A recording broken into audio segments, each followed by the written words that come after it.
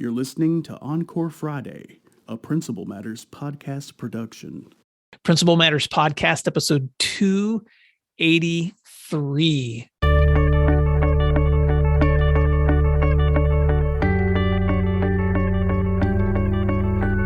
Hi, friends. This is Will Parker, host of Principal Matters, the school leaders podcast, where each week we bring you inspiring, innovative, and imaginative ideas for your own school leadership. This week, we're talking about how to be a transformative principal with my guest, Jethro Jones. Jethro Jones is the founder of Transformative Principal, which provides leadership development, weekly masterminds, and one-on-one coaching for school leaders across the nation and the world.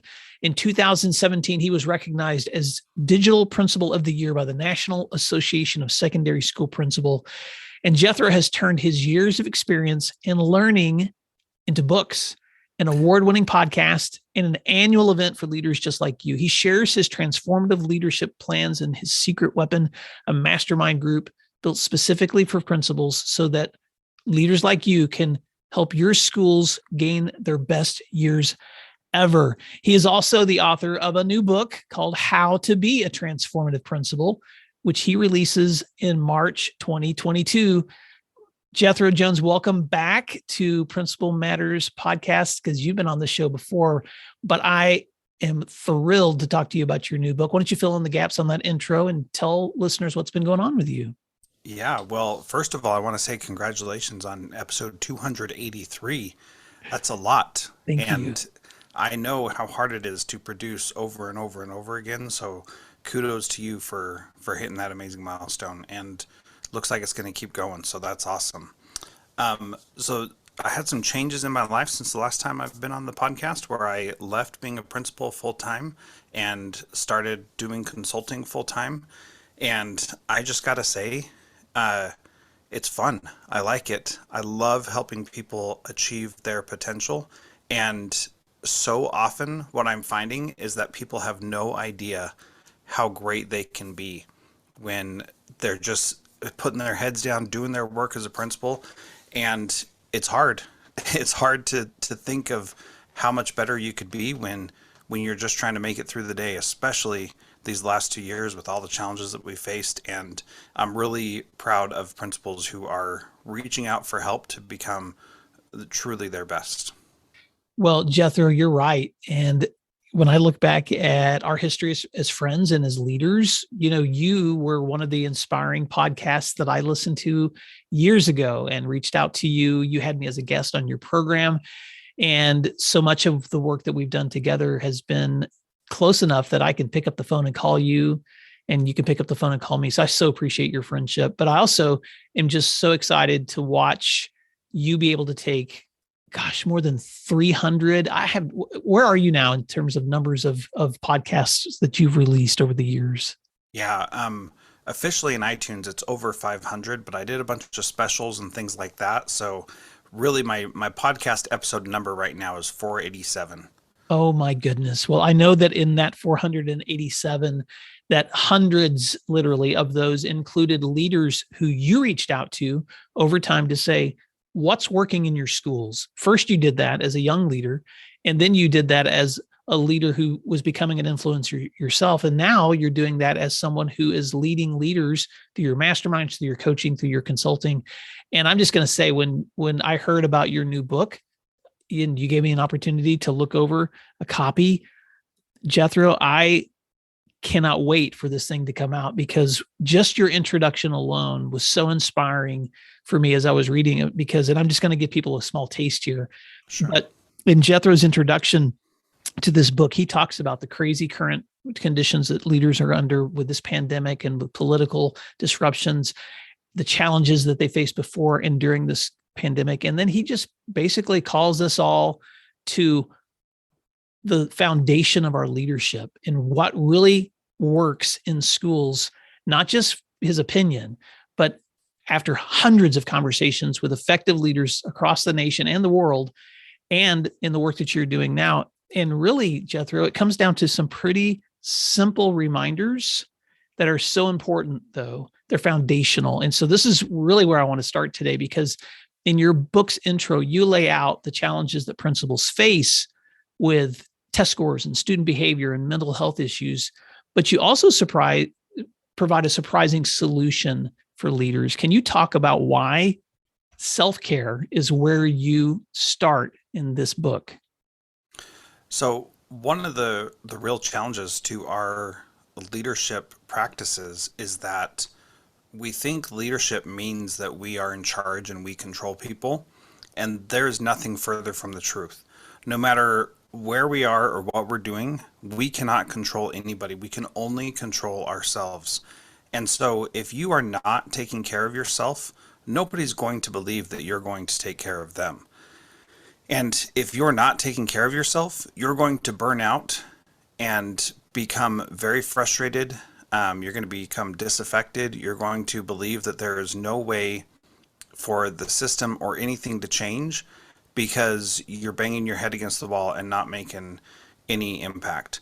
So I want to share a brief story about how self-care affected me, because it really matters a lot. I was very stressed at one point in my career as a principal, and I developed shingles on my neck.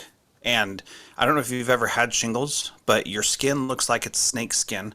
It's scaly, it's red, it's inflamed, it's very itchy and very uncomfortable. And here's the thing. Well, I was not even that stressed. The stress there was not that bad, but because I wasn't taking care of myself appropriately, the stress impacted me in a much different way. And a couple years later, I was in a much more stressful situation. And guess what I did not develop? Shingles.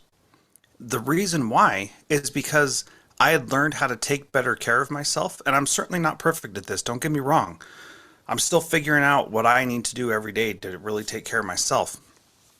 But I was able to handle that situation with an appropriate level of concern, but not an overwhelm that would cause my body to react poorly, which would then make it impossible. In that previous situation, when I had those shingles, it made it impossible for me to make good decisions because I was so confused about what was going on. Later, I made very difficult decisions, did what I believe is the right thing, had an incredible amount of stress, and was able to make it through it mostly unscathed. I'm so glad you started there, Jethro. And we're going to come back to some other parts of your book, the content that could be so helpful for leaders. But I'll just jump into the conversation too from experience that, often, especially in the work that you and I do, people will ask, how do you manage really difficult times? And that's such a common question that I even put together a breakout session once that I've shared many times on how to manage things when you feel like you're overwhelmed. And one of the very first things I talk about in that is to make sure that you're creating structures where you're taking care of yourself where you can, because you're so right. I can remember specifically while leading a high school, a very, very stressful time where I knew that I was taking on more responsibility than I could manage. It was actually the year I was transitioning between assistant and principal. And so my principal retired and I was doing both roles until we replaced my old position. And I was beginning to get that feeling I'd had like as a young teacher, just that, oh my gosh, I can't breathe. And you know what I did? I refocused and started getting up earlier to go jog in the mornings. I made sure that my nutrition was as good as it could be. I focused on creating a good to-do list, pulling a team together, asking them for feedback. I took care of, for lack of a better analogy, shoring up my resources, my supplies, my energy so that I could handle what was getting ready to hit. And over time, I've continued to just recognize that when you're stepping into really difficult situations or whatever your position is, you're going to run out of gas unless you're refilling. And so, and that's not just physical, that's emotional, it's intellectually, it's relationally, all these areas that we need to be focusing on, reflecting on. And you and I would be the first to say that you never reach perfection ever. So don't try. And you're constantly revisiting those things over and over again. But for those, if you're not recognizing that, then you're going to hit a wall. And a lot of leaders do hit walls, and sometimes they crumble. And other times they hit walls and they recalibrate. And so I know that part of the heart of what you and I've been doing now for years with leaders is trying to help us stay consistently engaged in these conversations so we don't hit walls. So with that in mind, Well, before I ask the next question, because I know sometimes you have thoughts or reflections on things I say, so let me give you an opportunity to respond to that. Yeah, you're going to hit the wall at some point. Everybody does. It's natural. It's a part of being in the position that we're in. So the question is, what's it going to be like when you hit that wall? Are you going to, like I did, have your body take all the pain of that? Or are you going to, like I did later, have the systems that you've set up in your life take all the pain and punishment? That's what you need to get to. Make it so the systems take care of that pain and punishment, and then you can continue on. Your family doesn't get destroyed, your health doesn't get destroyed, your mental health doesn't get destroyed. You don't end up getting divorced and having people hate you because you made some difficult decisions. You can manage all of that much better. And in fact, during that later really stressful time, my marriage got even better. My relationship with my kids got even better, despite how challenging that time period was. That's such great feedback, Jethro. And there's so many rich lessons in wisdom that you gain there. But let me ask you this question. This isn't just your experience and my experience. You've done hundreds of interviews with leaders and you've coached dozens. I've lost count of how many people you've coached through your masterminds and through your professional learning. But let's stay here for just a moment. Why is it, as a part of the systems and self-care that leaders need, why is it so important for leaders to understand that the success of their work and their schools is directly connected to collaboration with other leaders?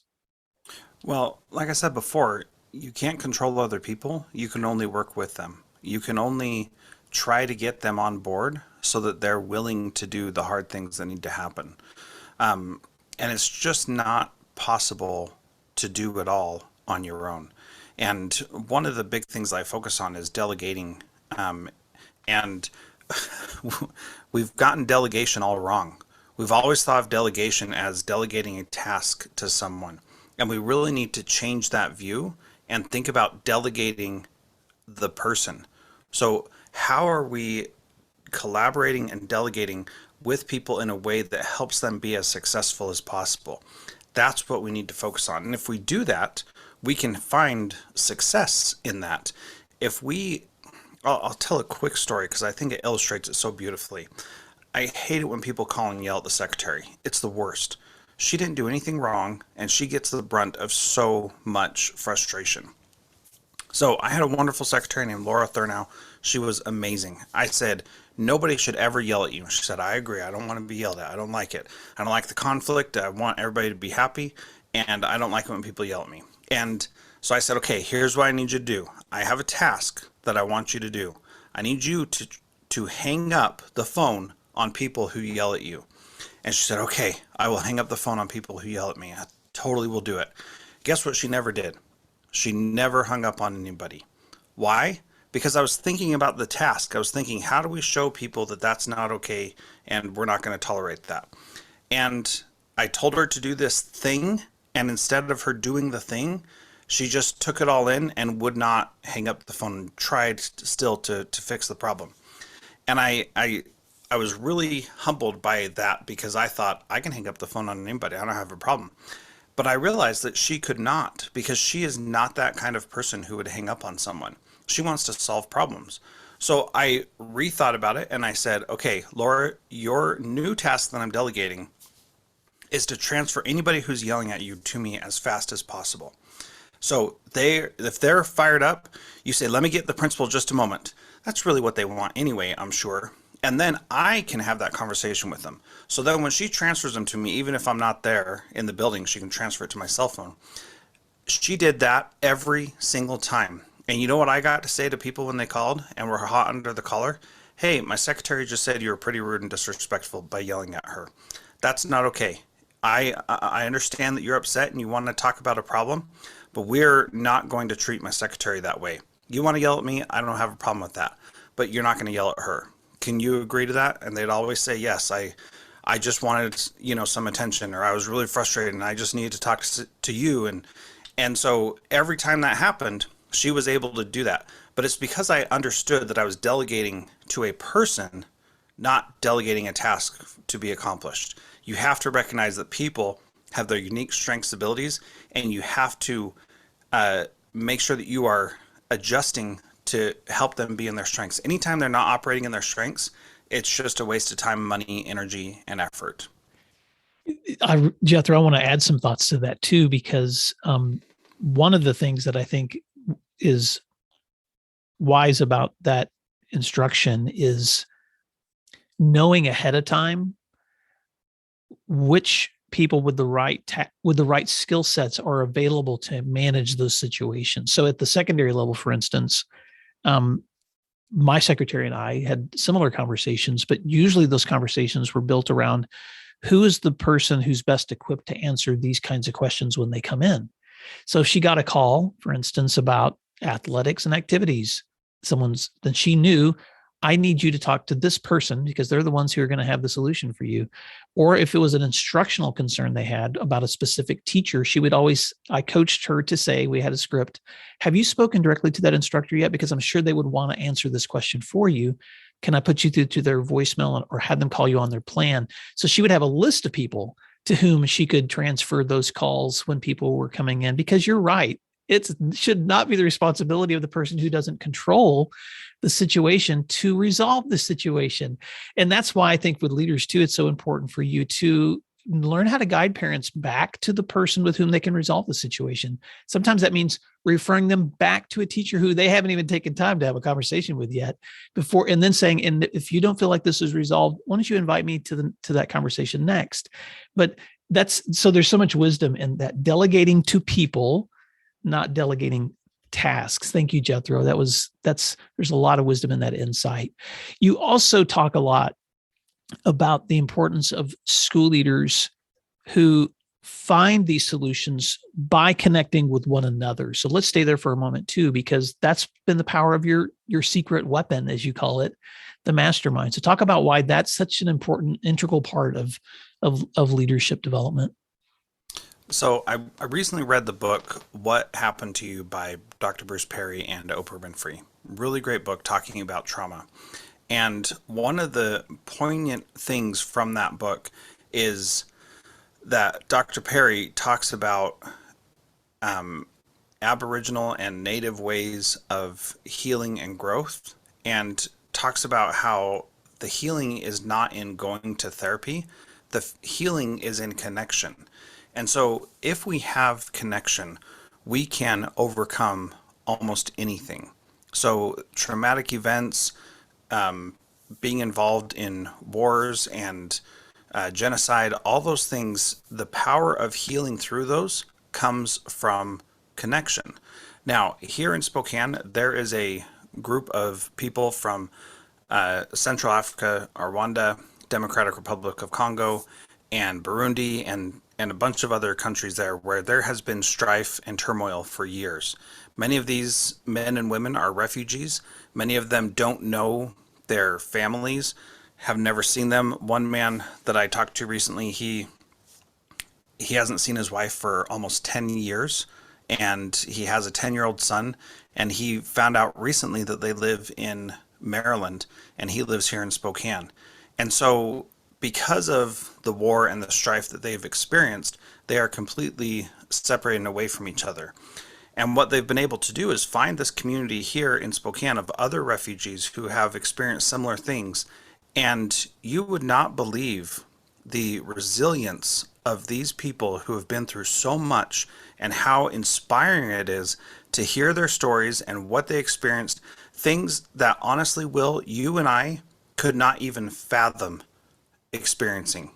Hiding under a bed when a soldier is coming to kill everybody that is of your particular ethnic tribe. I mean, these things are just unreal. And when we have that connection and that community and people with whom we can share and have support, we can overcome whatever challenges we're facing. And in the mastermind, for example, that's where you get support. So many times in school districts, there is some sort of political struggle or power vacuum or whatever that makes it difficult for leaders to connect with their peers that are right there in the district. And what I do is I bring them into a place where they can be brave, where they can be their authentic selves, and where they can honestly say, I am really struggling with this particular situation. And the things that they say are inspiring. And we've had some really deep discussions lately, especially around things like firing people, which is so difficult to do, and how to do that in a human focused way that lets the person know you're not a bad person, but it's not going to work out here at our school and you need to go find someplace else. Man, that's a hard thing to deal with. And then when you don't feel adequate as a principal yourself, as a leader, to be able to say, have I really done everything that I needed to? But we're coming up to the deadline of probation. And if I don't do something now, it's going to take 6 more months and it's going to be more difficult. But people are leaving because this person is so toxic. I mean, those are really challenging things for people to admit and to say. And yet it happens all the time, all over the country, multiple times. And you really have to have that connection to be able to know what the right thing to do is and to not feel like you're being crazy because you're making this choice. You know, Jethro, one of the things I appreciate about that perspective too is I've never quite been able to find the right analogy, but that's a really interesting comparison between, you know, refugees experiencing community where they find healing because they're with people who have had like experiences. And I've had such a hard time figuring out how to translate that to school leadership because I don't want to be over dramatic, but I also just want to be real, that the level of stress, crisis management, difficulties that leaders see on a consistent basis, it can be pretty overwhelming. I mean, if you and I can think back to the decades that we were in schools before we are doing what we're doing now, and you live several lifetimes, it feels like, of crisis through the eyes and experiences of the people who you're helping and managing, whether that's students or families or staff members or fellow administrators. Some of those experiences are pretty agonizing, especially when you're dealing with victimizations or deaths of community members, or you name it. We can fill in the gap with so many fill in the gaps, but it's hard to express that experience beyond this community. It's really hard for me to express to someone outside of this occupation what that's like. It's a whole lot different than my CEO buddy who goes to work and manages spreadsheets all day and has some conflicts within his work environment, but not what school leaders face. And so the closest I've ever, jump in, bro. Let me address that real quick because we really are dealing with life and death. Mm-hmm. If you ask any human being out there who went to school, who made an impact on you as one of your teachers, almost everybody has a story that they either love that person or they despise that person. And that impacts you for the rest of your life. And it takes a lot of work to overcome whatever influences they had on you if they were negative. And if they were positive, it can even be difficult to overcome what that is, which is a good thing. You don't want to overcome someone's ultimate belief in who you are as a person, right? But it's so powerful what we are doing on a day-to-day basis, and we really are impacting kids' lives for the rest of their lives. And so it does matter, and it is deep. And you're right, other people cannot understand it. I saw a poll on LinkedIn the other day that said, what's your ideal situation for working? Work from home, work from the office, or work from home and both office? And I was like, teachers don't even get that option. You need to be there with the kids no matter what. And even if it's all online school, you still need to be there in the Zoom room with them or whatever the case may be. Didn't mean to interrupt you, but thanks. No. That's exactly the direction that I was going as well, because it's hard to find an analogy to explain what that's like unless you've been there. So connecting with people whose like experiences resonate with your own gives you a place to feel safe. And that's why I think your masterminds have been so powerful, but I also think it's why the work that you're doing now is continuing to help leaders grow, because they're with others who are trying to do the same thing. And so in your book, you you design your book almost like a progressive growth pattern. Self-care is like the foundation, but walk us through, like, from that foundation, what are some of those other elements that need to be in place for leaders to continuously grow? And I know you cover all this in your book, and I want to point listeners at the end of our conversation to where they can find it, but let's just stay here for a little more time on your content, on what are some of the other areas that you have seen working for transformative principals. Yeah, this is a really vital question, because the way that I describe it in the book is that it's like a domino, that a small domino can knock over a domino that's 1.5 times bigger. And this is one of my favorite analogies, because if you do the little things right, the bigger things take care of themselves. And so I equate self-care with being the small domino, the one that is the tiny little 1.5 inch one that you can use to knock down all the rest of the dominoes. Now, when somebody says, Jethro, I need to fix my culture, I always ask them, well, what are you doing to take care of yourself? And that's where they're like, well, I said I need to fix my culture. Did you hear my question? And it's because you need to start with taking care of yourself. So that is a very individual, internal thing that only you can control. And then you need to get support for yourself and give support to others, which involves a few more people in what you're doing. But it's still very much an internal thing that people need to feel that support. And I could go on a rant about what support is and isn't, but I won't right now. But you've got to be supportive and get support for yourself. Then you go to a many perspective, which is a lot of people, and that's your vision.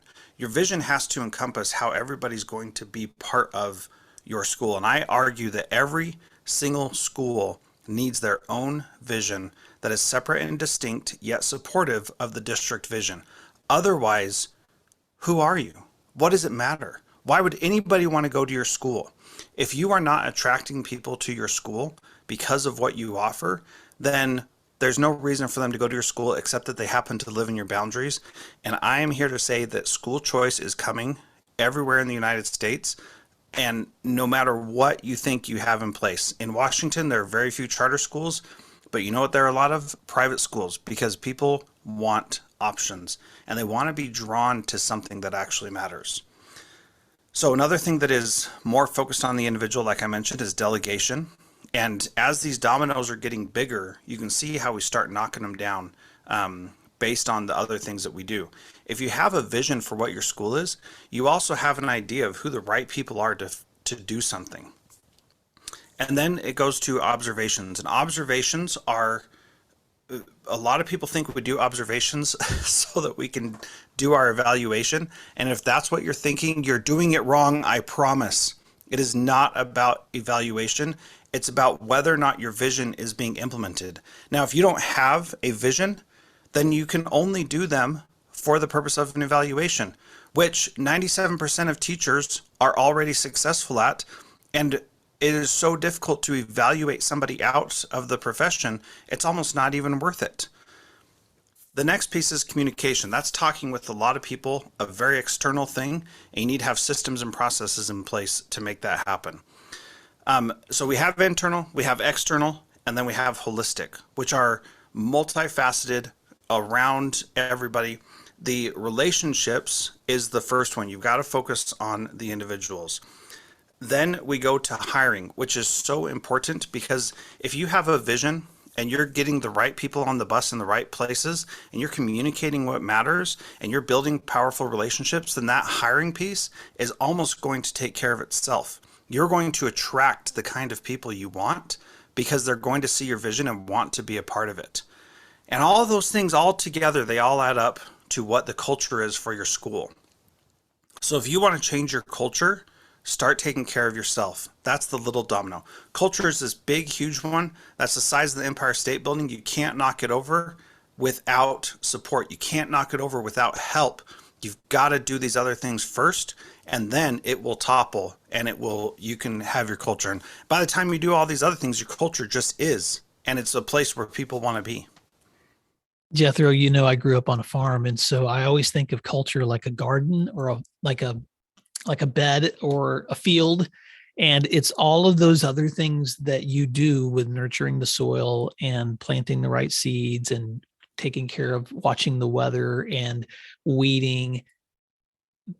And then you step back and you wait, and you, as you nurture all of those conditions, then there's your produce that's created. And so it's like that. When someone asks you, how can I create culture? And you're like, well, I'm just going to have to tell you, it's like asking, how do I make an apple? You don't get to make an apple. That's right. Here's how you grow an apple. And it's going to take you a long time to nurture the right environment for that tree to grow so that an apple produces. And so thank you for that wisdom, because, Principal Matters listeners, if you're thinking about this domino analogy that Jethro's just created, there's that self-care domino, and then that support domino, and that delegation domino, and that vision domino, and that observations and feedback, and that communication, and that relationships, and the way you hire. And then boom, there's culture. And so it all goes together. And it's not a magic formula either. It is a nurturing, long-term commitment and environment. And it doesn't mean it doesn't mean you can't affect culture immediately. You can affect it the moment you step into a room. But for long-term cultural change, it takes a lot of investment. So thank you, Jethro, for that feedback. Other thoughts on that? Yeah, I love the apple analogy. You don't get to grow an apple. You get to set it up to be grown. And you can't tell how good your culture is right this second as you're starting. It takes time to develop it. And you can say, this ground is not a good place to plant an apple tree.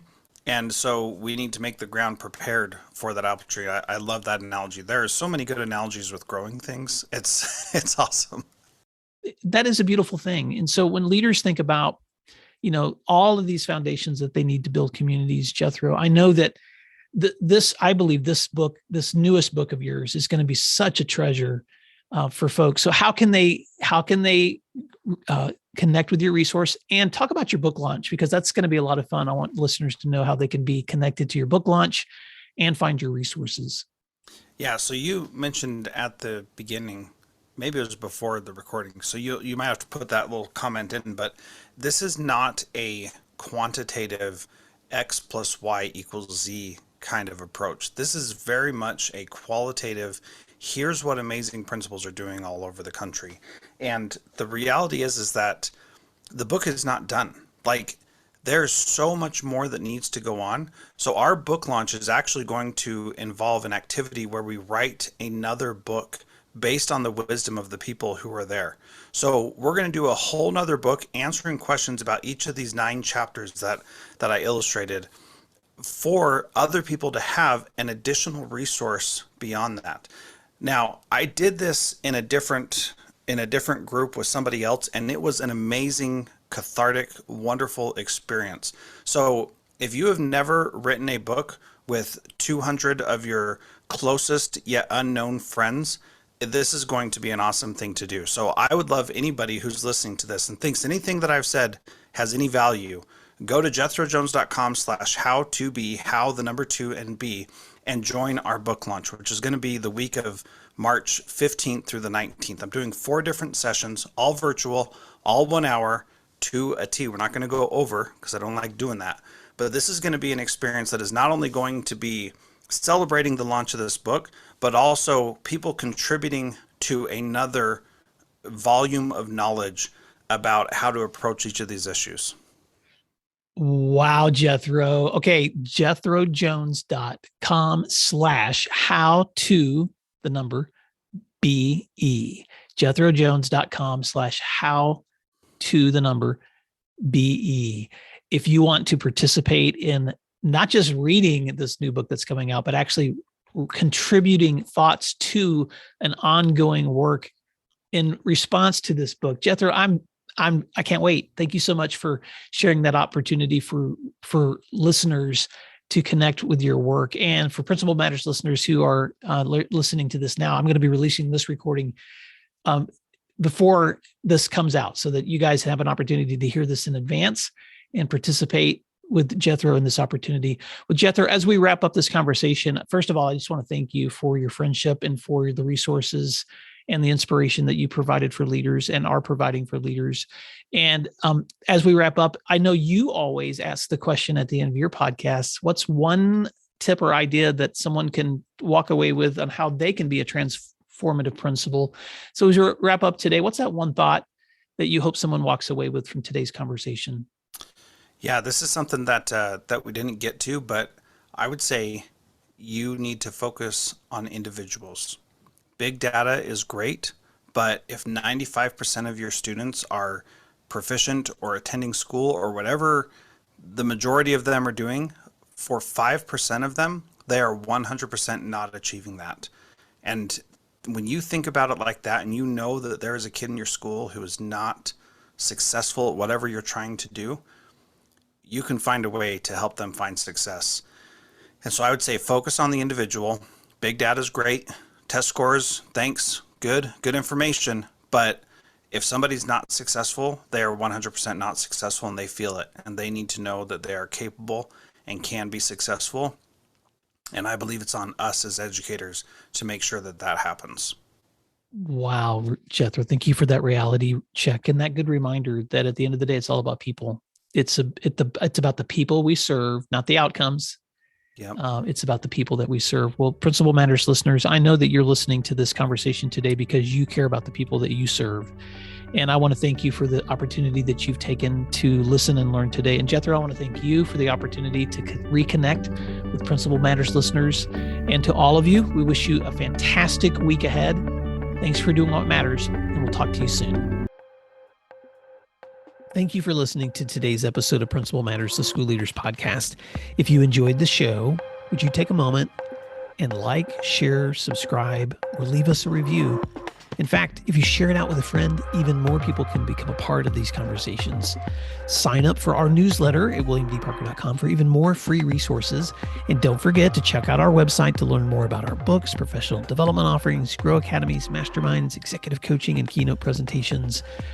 Wow, let's keep learning together. And thank you for doing what matters. Encore Friday.